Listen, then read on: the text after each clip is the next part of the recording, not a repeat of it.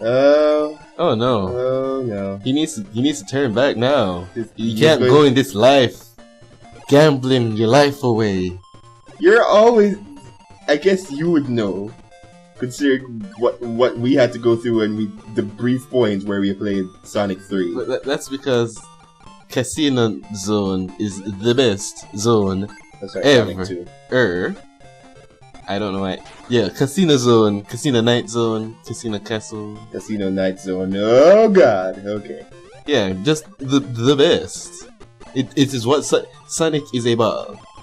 This is practically the only place that takes full advantage of that with just unbridled. Is that with fun, pure fun? I wonder how you deal with Collision Chaos from Sonic CD. I don't know. I'd probably love the 3D sections. I want to play Sonic CD. Listen, the 3D sections aren't as prevalent as you think. Yeah, but it's still a nice. What's the word? Touch.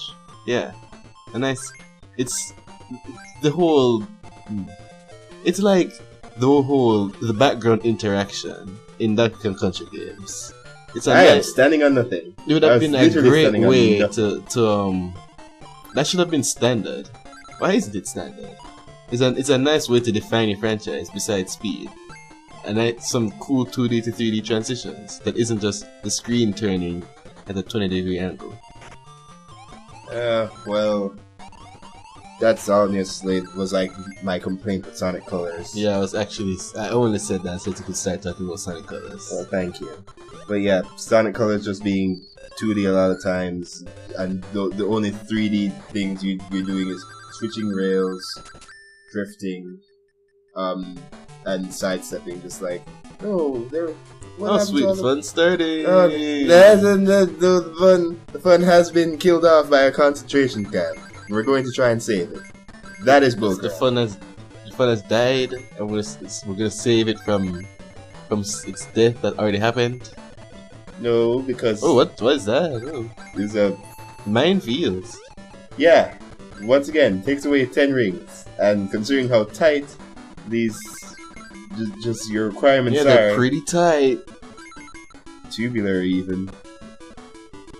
And we're in it half pipe. It should be a full pipe. It should just be a pipe. Well, the thing is that this is me looking up what the next part is because I'm having none of this crap anymore. Too many times have I just had to constantly like replay stages. Or just get here, try again, fail, and replay the stage again. No. So there's something on the back of my mind. Well, there's many things. There's things on the back of everyone's mind. That's where their minds work. And me continuing to talk made me forget what I was about to say. Well, isn't that because your commentary just makes something up randomly? No. Oh no. I was gonna say yes, but then that would have been too. What's the word? Predictable. Yes. You realize that whatever what's the word your new catchphrase? Because you've been saying that a lot. Yeah. But if it's a half pipe, how am I able to run on the top? Now I remember what I was going to say. Because you mentioned half pipe. I remember there are a lot of beta stages in Mario Kart DS or 7 where they're just tubes you could drive around on the ceiling on, and that just sounds incredible. And then they took them all out. And that's just the worst. The absolute worst. I hope they come in Mario Kart 9X. NX for the 9. Whatever it's called. I can't. Even though it's stupid, I kinda like 9X. I don't know why. Considering like they have like oh my god, the NX and F-Zero GX. And they're getting close to F-Zero speeds with 200 cc. So, and they're reviving franchises with stuff like Star Fox coming back. Yeah, I'm not an F-Zero fan, but it's just like. But I love racing games. I love cartoon racing games. I love the cartoony ones. Arcade racers or kart racers. I don't like racing sims. So, I like a game where I could throw a piano at somebody. Like, while racing. yeah. See, my top 3 racing franchises are Mario Kart, where you can throw banana peels and bombs. San Francisco Rush 2049, where there's randomly a giant loop-de-loop in the middle of a city. Just incredible. It's still my favorite racing game of all time. Or Split Second, where you can just make an airplane crash into the track. Just crazy stuff. I'm just driving. Oh my god. It's like I'm really in Ontario, Canada. I don't care. I mean, I'm sure Ontario is a nice place. It's a lovely place. But it's a place that, you know, I'd want to be there to try the food and everything. Not just driving. Yeah. Especially considering another thing you're not stopping to see the scenery they're making. You're driving. Which is ironic because racing scenes are usually supposed to have very good graphics. Yeah, and that was one of the things about Sonic. Even now, I think that Sonic Unleashed is like one of the most. But say it again. I'm fairly certain you said this on this channel. But say it again. I think that Sonic Unleashed is like still one of the most beautiful Sonic games. Specifically because not only just like with a great lighting engine, but oh my goodness. Yeah, I'm trying to work It's rigged. There. Of course it's rigged. It's so rigged that I couldn't even go back to continue my gambling habit. Yep. In fact, that was there. It's just like, nope, go back. You're not done gambling. I like that this is really simulating actual gambling. You suck, but you can't leave. Yeah. Now I'll show you. Now I'll show you now. Okay, I guess that counts. But Sonic can't run faster than his addiction. Oh my gosh! For some, other than the obvious, what is? Gosh, this is really hard. Other than I just take the alternate paths if getting on the top paths is too hard. But the alternate paths like boring, less rings. Wait, this is exactly where Eggman is, meaning that I'd have to come down here anyways. What does forget everything? This is where the boss is. You seem to have been going in circles, and then you just randomly at the boss. You didn't look like you were going anywhere. Oh, I'm sure this frame rate was so bad that it framed right into the final boss, and I blinked and missed it. The final boss is in the casino world. Well, you know what I mean. This can't be 30 frames per second for this. What is this game? What's this game for? Neo Geo Pocket. Oh. Ooh. But you can't say Neo Geo and not mention Metal Slug. So I'm gonna mention Metal Slug. Okay, move on. You can continue now. I love Metal Slug. I've always heard of Metal Slug, but the way people always talked about it made me think it was just like a computer game. It's because at my old school, it was on one computer, and everyone was like, "Okay, I need to get on this." I guess that must have been my memory then. Yeah, well, probably like say 5 computers just had it randomly, and so everyone needed to get those computers to play Metal Slug, and that's how I learned about Metal Slug. And then I haven't played it since because I don't own any Neo Geo things, and I don't even know how to work the emulator, and I don't know how to buy the games. So whatever, Metal Slug, Godspeed. Ooh, I could try and get a DS version maybe. Is the Metal Slug series something you could, I don't know, actually play for this channel? I don't know how to even play it. Or I mean, if I got you that, would it be a game that you think you could feasibly No, play? it's one of those Nintendo hard one hit and you die games. Oh, well then never bringing mine It's still really fun. I'm sure it is, but still, just like, that seems like a game you just played like, well, I do believe that I'm a masochist, and this is what Nintendo made for us sick people. But you're not actually sick people, but to play like stuff like people who play like I want to be the guy. You're just like, no, I gotta continue it to the end on Super Ultimate Hard Mode. I'm just like, why? Step 20 kilometers back, because I don't know what's happened to your brain. I want to be the guy is fun because of the whole random deaths thing. But there's some games where you're dying and it feels like the only thing you're doing is memorizing the places to die and dodging them, and then it just stops being fun. Exactly. I want to be the guy who goes overboard with it to the point where it's fun again. But games that don't go overboard with it, like say Contra. Yeah, Contra. I've played Contra a bit and it's fun, but it's not something I try and beat. Yeah. Like if Metal Slug is manageable because there's a lot of continues and you can survive if you're good at dodging. Pretty Can I Really Be the Hero is also a game like that, especially in Hell's Finest mode, where it is one hit and you die.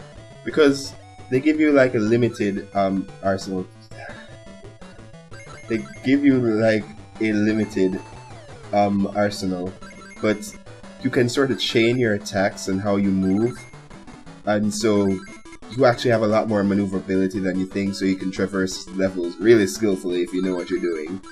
Save yourself over pits and everything, but the game is still really, really hard. But it's feasible. They gave you 1,000 lives because people wouldn't... The whole game over start from the beginning thing is like, no, not for this kind of stuff, because some people will really lose all their lives. Like, those gamers who don't exactly know about the challenge right now, but they still feel a need to complete it, and they're just not that good at the game, they're gonna lose their lives, a lot of their lives. Well, and I know that Metal Slug, starting with the Game Boy Advance version, started having a health bar, which I don't know the Metal Slug audience to know what people thought of it. I didn't mind it. The game was still hard. Oh yeah, I did manage to get a Metal Slug GBA game. I borrowed it from a friend then, and I don't. He left, whatever. But it was fun still. So that at least the game didn't lose its spirit. Yeah, but that just reminds me of when we were like playing Fire. I got Fire Emblem: The Sacred Stones, and then I didn't know anything about Fire Emblem the series at all. So I was just playing it normally, like, oh, this is a fun RPG. All this stuff happening. Then I get this guy named Ross, and like his thing is that he's a plucky fighter who wants to help, and his dad's all like, no, Ross, you'll get killed. It's like, no, Dad, I can fight for myself. I can do this. And then there's like a fight where like he shows that he can fight, and he's like, alright, son, I'll let you do it. Literally the next battle, I go in there, and I'm like, oh man. Pause for a moment. What? This special stage was longer than the actual stage. Okay, continue what you're saying. I went to the next battle like, man, those enemy troops are plentiful. I know, I'll use Ross to like sort of lead them away a bit and heal them later. Then Ross got defeated in battle and just like, well, Ross, alright, you did your job, and then they just beat them. And then the next battle comes in and it's like, alright, time to go level up Ross, because I hear it. Ross? Ross? Where the hell is Ross? And then it just hit me at once, like, oh my god, they died now, they died forever! And I was just like, I felt like I couldn't play the game for 2 days because I just lost Ross because of my choices, and I saved afterwards, so I couldn't save him. I was like, but if I make one mistake, any one of them could die. But they're story important characters. How could they allow this to happen? I can't believe this. How does that work? I guess I'll ask a Fire Emblem friend. But yeah, so just it was something, man. I eventually got near the end of the game, but I got stuck between a rock and a hard place, aka the final boss, which I was not prepared to fight because I was hurting. And the only way to get back to a town was to go the other way. But then a random goblin mob thing spawned in between where the panel where the town would be. And so you know what, like, okay, if I fight the final boss now, I'm gonna get killed. So I'm just gonna fight mobs. Except that the goblin mob was like placing a really hard to navigate map, and then they started picking off my people one by one. I'm like, okay, what the? Sure, Ringbox. Do what you do. Oh, fair. Thank you, Fly. That came off screen. Anyways, that wasn't a circle either. That was a weird. Oh no, it's knock knock. It's Knuckles. The blow thrower. Oh wow. It's like the Dark Link fight in Ocarina of Time, where he randomly knows everything you do and also have to jump on his sword. Yeah, I figured out the Darkling fight pretty quickly, so it was underwhelming for me. Why does his spin dash get priority over mine? I have absolutely no idea. But when Knuckles comes to Smash Bros. In Smash 5, and then everyone riots because multiple Sonic characters in Smash Bros. Is totally just awful. And then Knuckles versus Sonic Spin Dash, and then Knuckles Spin Dash gets priority. And there, it just... Apparently, Knuckles is fighting us for some reason. He thinks he wants to steal the emerald or something.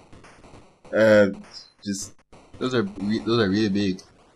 Yeah, it turns out Eggman actually tricked Knuckles into fighting us. A trend that would continue forever and ever. That's literally his character, and I hate it so much. Why do people like Knuckles? Is Knuckles crying? No, he's panting. We kicked his butt. Something fierce. And then he literally punched Sonic onto the stratosphere. plane. Onto the plane. Perfect landing. They've practiced this, I'm sure.